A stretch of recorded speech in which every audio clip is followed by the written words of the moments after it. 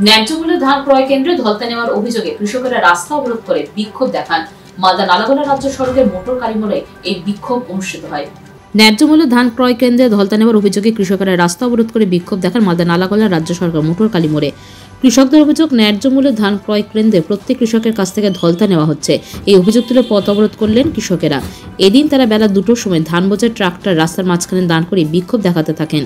তাদের দাবি 15% আর্দ্রতা থাকার ফলে তাদের কাছ থেকে কেন ধলতা চাওয়া হচ্ছে, তারা কিছুতেই ধলতা দেবেন না। প্রায় 1 ঘন্টা অবরোধ চলার পর নালাগোলা আউটপোস্টের ওসি সিদ্ধার্থ রায়ের হস্তক্ষেপে অবরোধ উঠে যায়।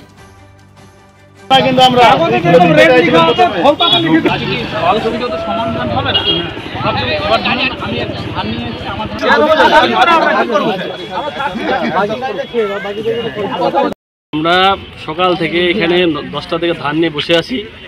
এরা আস্তে আস্তে আসলো 1টার দিকে, যেখানে 11টার সময় এখানে প্রেজেন্ট থাকার কথা মিলারদের, সে মিলার আসছে 1টার দিকে এসে প্রথম ধানটা টেস্ট করেছে, মর্চার টেস্ট করেছে।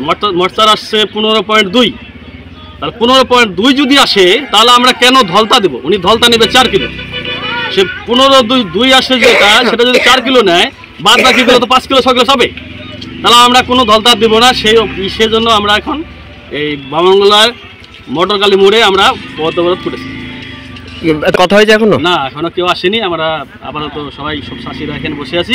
কি চাইছেন এখন আপনারা? আমরা ধান দিতে চাইছি সরকারকে, কিন্তু আমরা কোনো ধলতা দেব না। আমরা চাষিদের আজকে এখানে ধান কিনছে, ধানের সব চাষিরা ধান নিয়ে আসছে এখানে, নিয়ে আসার পরে এখন ধান এরা ধলতা চাচ্ছে। কয় কিলো ধলতা চাইছে? ধলতা 4 কিলো 5 কিলো করে চাইছে। তো আমরা ধলতা দিব না। কি বলছে? আমরা জানি এর আগে একবার অন্য মান্ডিতে দিয়েছি, বিনা ধলতাও ধান দিয়েছি। এই কারণে আমরা আজকে পদপ্রদ করেছি, ধলতা দিতে দেবো। কারোর সাথে কথা হয়েছে? বিডিও সাহেবের সাথে কথা হয়নি। হলো আমরা তো চাষা মানুষ, প্রথমে ট্রাক্টর করে ধান নিয়ে এসেছি। এসে দেখি এরা 1টার দিকে এলো, এসে সোজা গাড়ি থেকে। আপনি কখন আসছিলেন? মোটামুটি 11টার দিকে এসেছি। তারপরে এসে দেখি এরা আসে মেশিন নিয়ে একদম টেবিলে রাখলো মেশিন, আর ধান চেক করলো। ধান চেক করার পর মেশিনে ঢোকার পরে দেখছে যে 15.2% মোর্চা এসছে। তারপরে বলছে মারতে মারতে চলে যাচ্ছে। একজন বলছে 4 কিলো ঝলতা লাগবে।